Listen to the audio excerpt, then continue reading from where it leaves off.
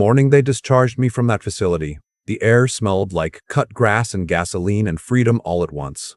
I stood on the sidewalk outside Maplewood Behavioral Health Center in a pair of khakis my daughter-in-law had dropped off 2 sizes too big. Like she'd already decided I was less of a man than I used to be. And I thought, 31 months. 31 months, and now here I am standing in the same city I built my life in, and not a single one of them knows what's coming. Let me start from the beginning. Because you need to understand who I was before all of this, not for sympathy. Just so you know what they were really trying to destroy. I spent 38 years as a licensed structural engineer in Columbus, Ohio. I started with nothing. My father drove a school bus. My mother cleaned offices downtown, and I put myself through Ohio State on scholarships and part-time work. By the time I was 50, I had my own firm, 22 employees, a reputation that took 3 decades to build.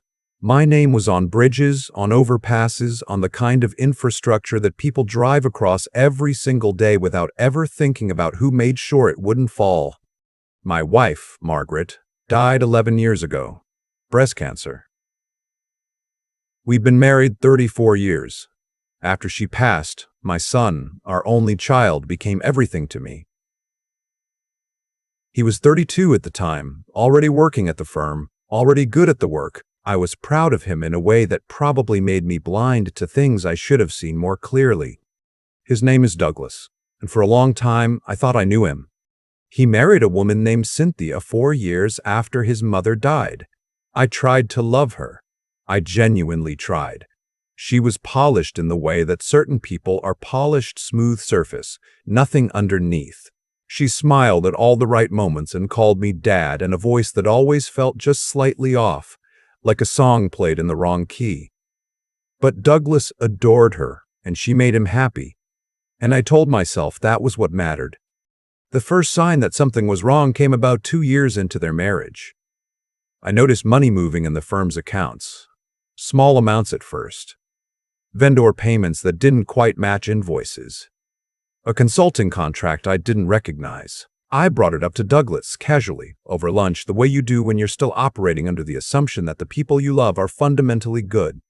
He explained it away calmly, said he'd restructured a vendor relationship, said the invoices were being updated, said not to worry about it. I didn't push. That's the thing I come back to when I'm lying awake at night. I didn't push because I trusted him. 6 months later, Cynthia came to my house alone. Douglas was in Pittsburgh for a site inspection. She sat down across from me at the kitchen table, Margaret's kitchen table, the one we'd had since 1987. And she told me that she'd had a miscarriage 2 weeks earlier. She said she'd been under tremendous stress. She said that stress had caused it. And then she looked at me steadily and said that I was the cause of that stress, that my constant interference in the firm, my undermining of Douglas's decisions, my toxic presence in their lives had driven her to a breaking point. I was stunned. I sat there in my own kitchen and I could not find a single word. She left. Douglas called me that night. His voice was cold in a way I'd never heard before. He told me that Cynthia had spoken to a doctor who had documented her condition. He told me that in Ohio, intentional infliction of emotional distress causing physical harm is actionable. He told me he had already spoken to a lawyer. I told him I didn't know what he was talking about, that I had never done anything to harm Cynthia, that this was absurd. He hung up. 3 weeks later, I was served papers, not a civil suit. Criminal charges filed with the Franklin County Prosecutor's Office by a private attorney with connections I would later learn ran very deep. The charge was elder harassment and intentional infliction of emotional distress. The documentation Cynthia had assembled was meticulous. Texts pulled out of context, a fabricated timeline of incidents, a statement from her therapist, a therapist I later discovered had never spoken to me once, attesting to her psychological deterioration. My attorney told me the case was weak. He told me we could fight it. He told me a lot of things that turned out to be wrong. What my attorney didn't know, what I didn't know, was that Douglas had spent the previous 8 months quietly making introductions, fundraiser donations, golf invitations, the kind of slow, patient relationship building that I had spent my career doing with clients, and that my son had apparently been doing with people who had influence over things like prosecutorial discretion and judicial assignments. I was 67 years old. I was a widower with no prior record, and I was convicted of a misdemeanor that carried, under Ohio's expanded elder exploitation statute, a mandatory minimum custodial sentence at a licensed behavioral health facility rather than a county jail, something Cynthia's attorney had specifically sought, knowing that the optics of an old man in a psychiatric facility would be far more damaging to my professional reputation than a jail sentence. 31 months. The facility was not cruel. The staff were professional. But I was not sick. I was not a danger to anyone. I was a structural engineer from Columbus, Ohio, who had made the mistake of trusting his son, and I was sitting in group therapy sessions 3 times a week because a woman who called me dad in the wrong key had decided she wanted my firm. Because that's what this was really about, not the miscarriage. She'd been pregnant, that part was true, but the loss had nothing to do with me, and they both knew it. This was about the firm. Douglas had found irregularities in how I'd structured the company's transition planning. I had always intended to sell the firm when I retired, distribute the proceeds among a small group of long-term employees through a profit-sharing arrangement, and give Douglas a fair but not exclusive inheritance. Cynthia wanted control of the firm outright. She'd talked Douglas into wanting it too. With me incapacitated, declared legally compromised, institutionalized, stripped of my managing partner status by a board vote that Douglas controlled, they could restructure everything. And they did. Within 4 months of my commitment, Douglas had himself named sole managing partner. Within 8 months, he dissolved the profit-sharing arrangement.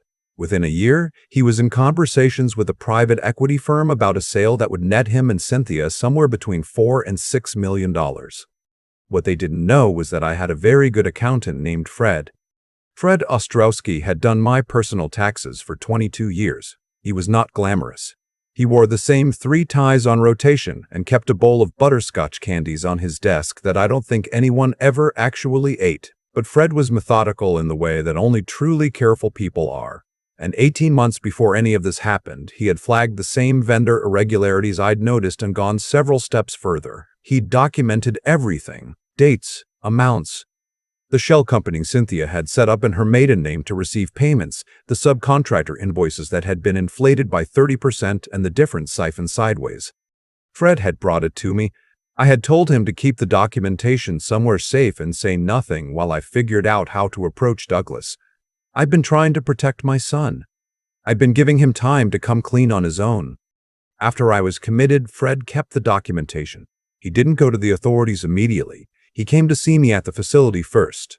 He sat across from me in the visitor's room, a butterscotch candy in his coat pocket that he'd brought for me like I was a child, and he laid out everything he had. I told him not to move yet. I told him to find me a different attorney.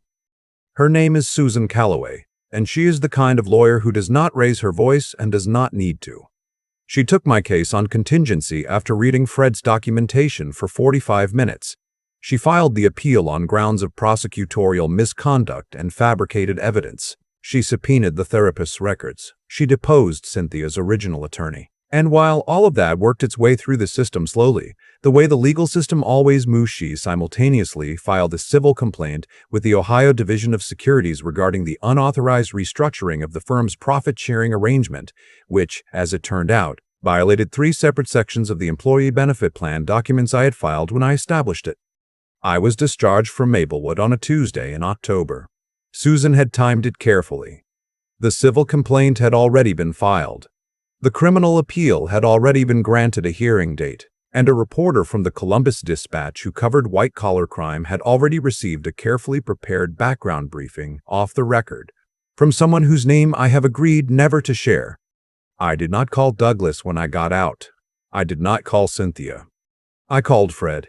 He picked me up in his 2019 Buick, butterscotch candies in the cup holder, talk radio on low. We drove to a diner on Henderson Road where I'd eaten breakfast probably 400 times over the years, and I had scrambled eggs and wheat toast and coffee, and I sat there in a window booth watching people pump gas at the station across the street, and I felt something settle in my chest that I hadn't felt in nearly 3 years. I felt patient. The hearing on the criminal appeal was 6 weeks later. The evidence Susan's team had obtained from the therapist's subpoenaed records showed that the psychological assessment used in my prosecution had been conducted in a single 90-minute session, not the ongoing treatment relationship that had been represented to the court. The therapist, facing her own licensing board inquiry, provided a corrected affidavit. The Franklin County Prosecutor's Office, presented with evidence of the coordination between Douglas's attorney and the original charging decision, declined to oppose the appeal. My conviction was vacated on a Friday morning. I was standing next to Susan in a courtroom on Mound Street in a suit I'd bought the week before because the old ones didn't fit anymore, and when the judge read the decision, I didn't cry. I had used up whatever I had for crying a long time ago. Douglas was not in the courtroom. His attorney was. The Sybil case took another 4 months. The Ohio Division of Securities finding was significant.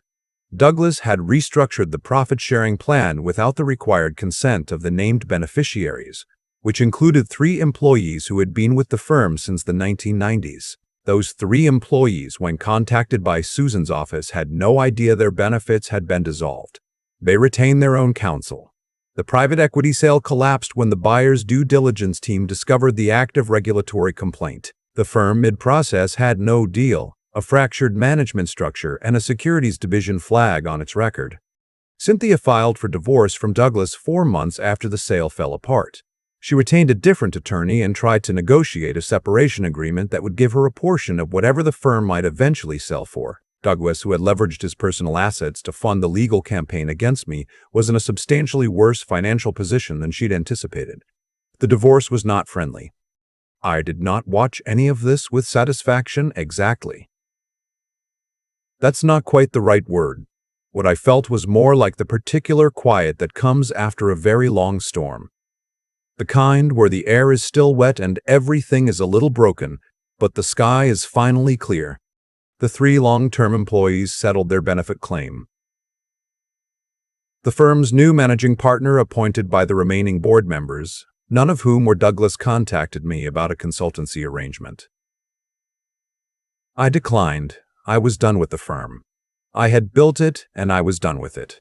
I bought a small house in Bexley, 12 minutes from where I'd lived for 20 years, in a neighborhood with old trees and sidewalks I could walk on in the mornings.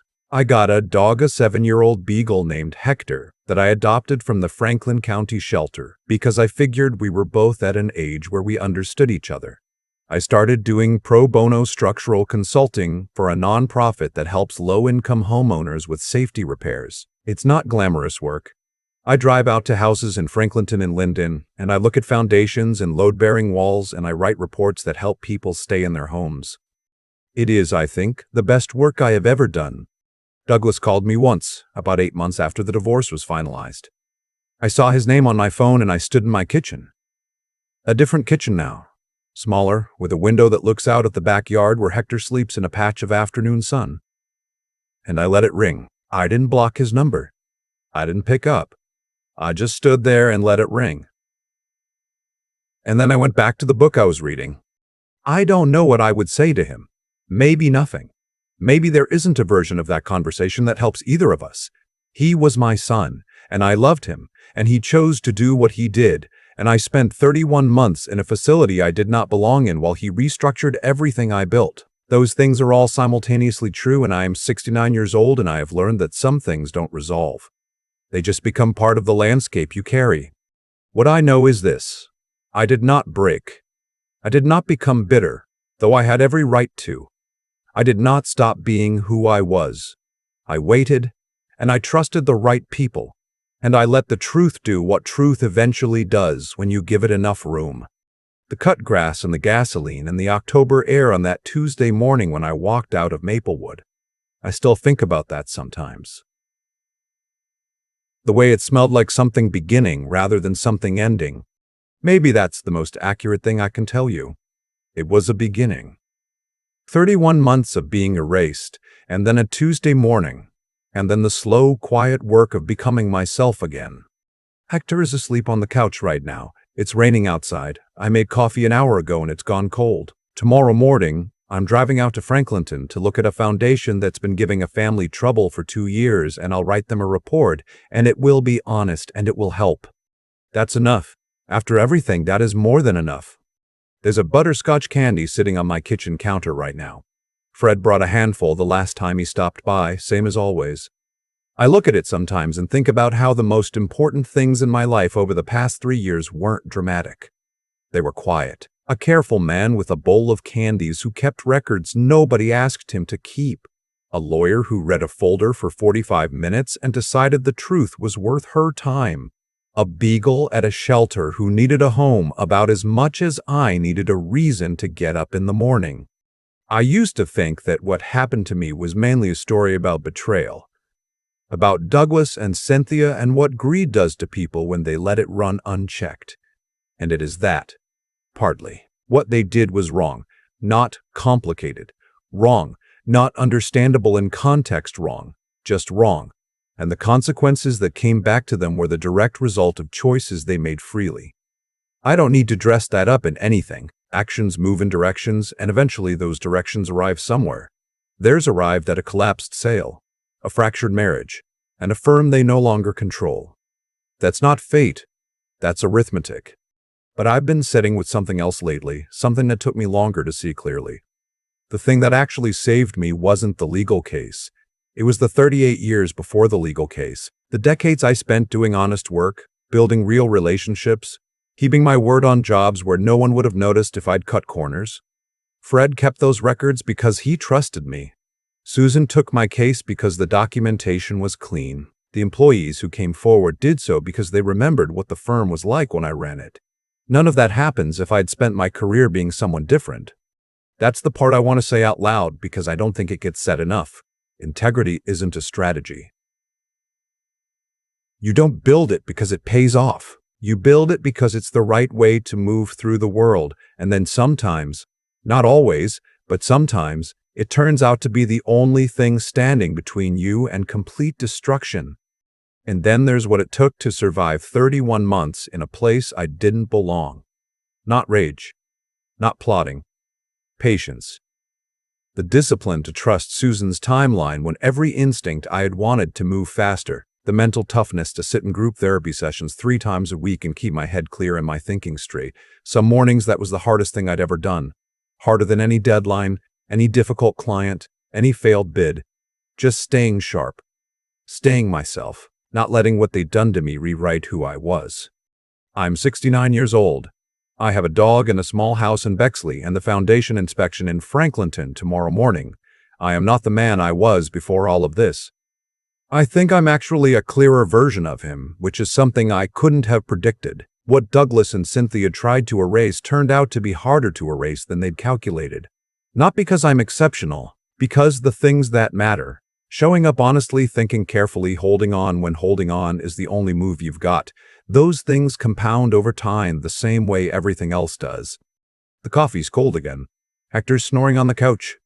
Tomorrow I drive to Franklinton and I help a family stay in their home. And that's enough.